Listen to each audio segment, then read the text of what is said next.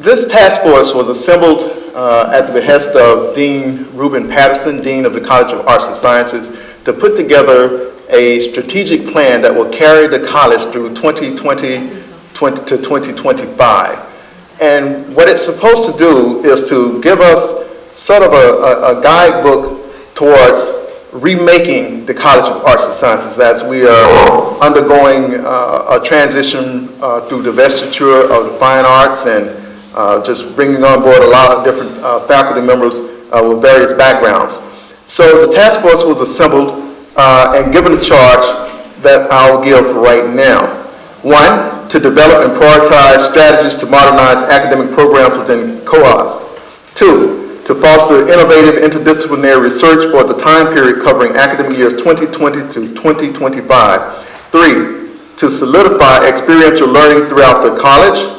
And 4, to succeed with development activities via the support of a vibrant board of visitors. So in the month of October, I think it was, October, we had our first town hall meeting where we were receiving input from various stakeholders of COAS. We also have a survey that's out online right now, and we will be providing that link to you guys at the end of this session so that you can go and take that survey where we can capture those inputs from you. Dr. Leonard is going to be giving us an update on some of the feedback that has been received thus far, and then we will open it up to have discussions in the room, and for those of you who are joining us via Zoom, to really get a little bit more depth and to get some more input from what is involved with the so-called COAS Centers of Excellence that we're working to develop. So Dr. Leonard, I'm going to let you take it back over. Let me provide the definition of our College of Arts and Sciences Centers of Excellence. A College of Arts and Science Center of Excellence is an interdisciplinary and interdivisional center that focuses on innovative research, best practices, and training, and it is led by one of the 3 divisions, but it must incorporate all divisions in its focus area.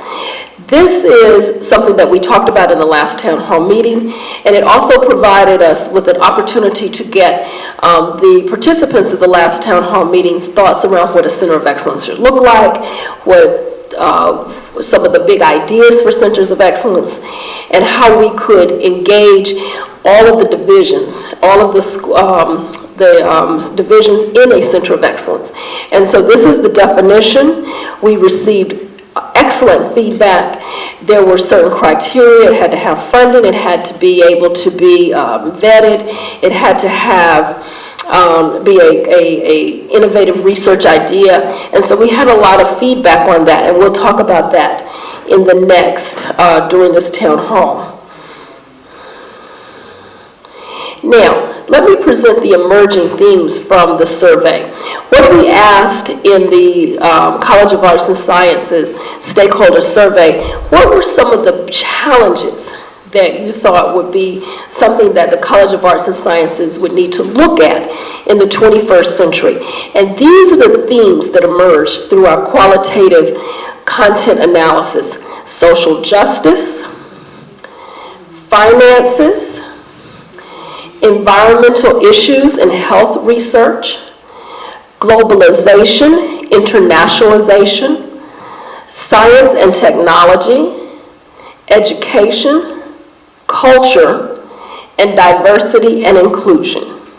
So these were the themes that emerged from the very intense responses that we got. We did a very intense content analysis and came out with these themes. Let's take a look. And now, what I'd like to hear from those physically in the room and those on Zoom, what are your thoughts around these themes? How do you feel that the College of Arts and Sciences can address these major issues? We just want to take an opportunity to take this time to have some free association, some thoughts around how you feel these themes fit into the strategic plan of the College of Arts and Sciences for the next 5 years. So we're going to leave them up, and now we want to hear from you. Just to give you a little bit of framework, under the themes, there were some specific areas of focus that came under these themes. So let me give some of them to you as you think about this. Under social justice, we had areas of racism, race, gender, violence, prison, exploitation. Under finances, we had issues such as jobs and labor, access to capital, entrepreneurship. Under globalization and internationalization, thoughts around how we fit in a global world, in a worldview. Under environmental issues and health research, issues of climate change, equity. Under technology, competence, advancement, artificial intelligence, data science, quantum nature of materials, energy. Under education, we had how are we educating our students to be viable in this world? The whole student, student engagement. The themes under culture included nihilism, a threat to culture, empowering people of the African diaspora, black males, disparities, mental wellness of the black community, and under diversity and inclusion, really including people of African descent, gender, that kind of thing. Yes, hi. This is Haidar Kurban. I'm director of the Center on Race and Wealth.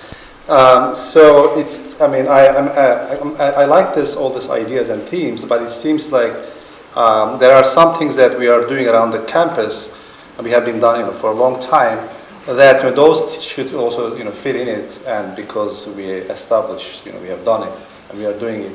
So on the social justice, it seems like access to, credit or wealth inequities. I mean, credit will be the second one, but the wealth inequities, it seems like, is a big one. And the challenge, the channel for the inequities is when the individuals, they have access to, they have experienced different equities. And also the communities are, this is one thing that, we are doing a lot. Some market forces and social forces might affect different communities differently. So equities across the communities, I think, has to be one of the themes, especially what's going around the campus here, what we are experiencing. On the finances, because this is a capitalist economy and we are, been working on that, the way that people kind of, build wealth or have access to become middle class is really access to credit is the big thing. Mm-hmm. Yeah, so discrimination in credit markets is an important theme. And this is some projects that we do at the centers about the payday loans that we are doing, and I'm working with other institutions and other, or this what they so-called alternative financial services, which means that from payday loans to title loans and anything, right, that is very abusive or predatory. And these are, affecting different communities very differently. So I think this should be kind of part of it. Yeah. I'm Dr. Luga, the favorites. I'm the Russianist here on campus. And not surprisingly, globalization gets me pretty excited. Right now, I just got back from a conference, and I can tell you I have a major foundation here in DC, a major international scholarly organization, and a couple of national resource centers ready to throw money at me to become the coordinator for a minority serving institution outreach to get more people of color into Russian studies.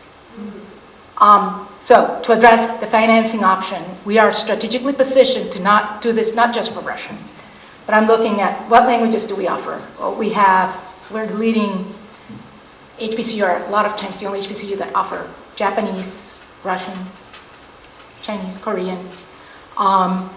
If at a very low people investment, we start thinking in terms of area studies, right? Leverage a little bit, we have the languages already, leverage a little bit also on the side of political science and history. Definitely, not only are we positioned to become the head at a minority serving institution level because of our position here, so then it would be not just financial and useful to our students, because who doesn't want the Secretary of State from an HBCU? but it also allows us to become leaders at that national scale. Because of where we are, we can serve as the fulcrum to facilitate this outreach to the other minority-serving institutions. Can I ask you, so right now, is Chinese taught? Yes, Mandarin? Chinese, Japanese, Korean, Portuguese, German, Swahili, Arabic, Yoruba, I forgot what the rest. We teach 17 languages. Okay. So after those, I just kind of was When we talk about the Centers of Excellence, there's an example that was given, was one where out of these themes, we looked at a center around environmental sustainability, human development, and justice. And so the grand challenge for that type of a center could be this statement. With the world population of nearly 8 billion people, the Earth's resources are severely stretched in terms of energy, food, water, and shelter. Additionally, access to education remains limited from a global perspective. New technological advancements are needed for the production and distribution of resources to address these needs. Checks and balances are also needed to ensure that people of the African diaspora are treated fairly as resources, and access to education are provisioned throughout society. This center will focus on developing technology related to energy, food, and water, along with different modalities of delivering resources and providing education in an equitable way for the elevation of humanity. That's an example of the type of center that we'll be talking about. Another example that we recently started going into was one centered around human security and what's the other piece that went with it? And artificial intelligence, okay? So the idea of that, and it hasn't been crafted in terms of words yet, but we talk about the issue of individuals instead of nation states or what have you needing to be secure. And with the emergence of artificial intelligence, decisions will be made by computers and what have you.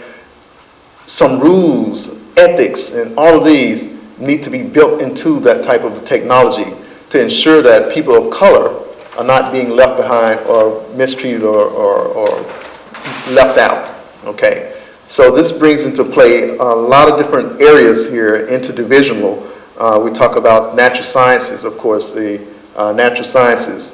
We talk about psychology, my area of work in physics as well too, my department. Chemistry, biology, the humanities, philosophy to fit into that. Languages as well too, and cultures, and the social sciences to say the least. When you talk about sociology and even economics, African studies, and projects would have to be developed in all of those areas to support this center solving whatever grand challenge it is that will be articulated for it. So that's what we're trying to get to, and what this session is doing is capturing your ideas of problems that could be addressed.